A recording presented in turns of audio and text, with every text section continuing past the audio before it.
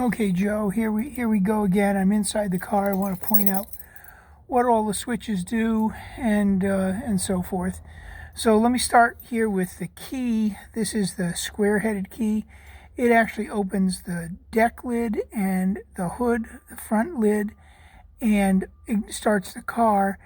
When you open the front and rear compartments, you need to push down quite hard on the lid to make it possible to swing the key. You'll figure it out pretty quickly. Key goes in the ignition over here. Since it's a 69, there's no column lock or anything like that. One click turns on the fuel pump, and then the second click starts it, which we're not going to do right now. Then starting from left to right, you've got an eyeball vent here that opens and closes with a twist. There's one just like it on the other side, and it gives pretty good flow and ventilation. Here are the major instruments, starting with the tachometer, which works and is accurate. The speedometer is also accurate, but the odometer is not turning, so I'm not sure what the problem is there. You've got an ignition light here, or the red light. If I turn this on, oh, maybe it's, yeah, I think it's ignition light. And then this is the turn signals, and this is the high beams. Turn signals are on this side, and the high beams and low beams are on this side. So it's a little confusing because when you turn the headlight switch on, let me see if I can do this. So here's the headlight switch. It's on all the way. It's got two positions. Why, I don't know. And you turn this thing on, and the headlights only come on in the low, so you get low beams and high beams, but there's an off. So for some reason, this switch here is redundant to this switch here. But if I don't turn this switch on, this one doesn't work.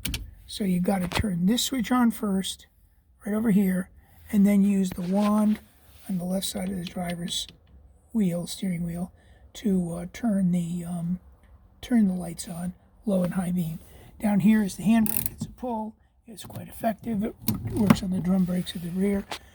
Right here is the windshield wiper, washer and wiper. You push it to wash the windshield. I don't know if there's any fluid in there. It's mechanical in any case.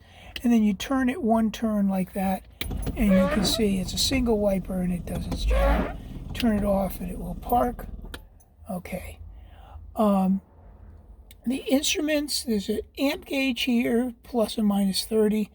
Oil gauge, which reads about 60 psi, which is good. Temperature gauge, which, based on the fact that it tends to go up to 90 before the fan turns on, means that there's a 90-degree sending unit in the radiator that turns the fan on at that point in time. And then the fuel gauge, which seems to be accurate as well. I think this would normally be the, sorry, I've got to put the camera over here. This would normally be your fan switch, but there is no fan. So what it is when you push it in the second position, you can see it draws a lot of amps. That's turning on the radiator fan. So if you're stuck in traffic and you're worried about it getting too hot, you can just turn that switch on. This switch is a mystery to me. I don't know what it does.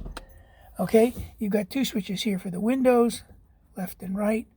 The all-important ashtray, and you know what the gear shift. And second gear is over and back. You got to really kind of give it a good shove and then go back, and it probably won't go in without the car being able to roll, because I'm up on dollies right now.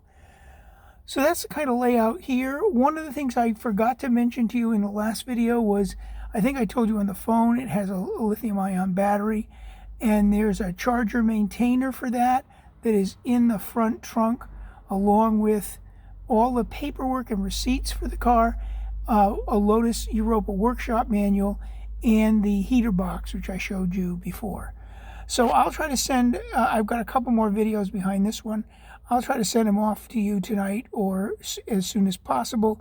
And that way you can look through them. And if you have any questions, we can talk about those questions. Okay? Thanks.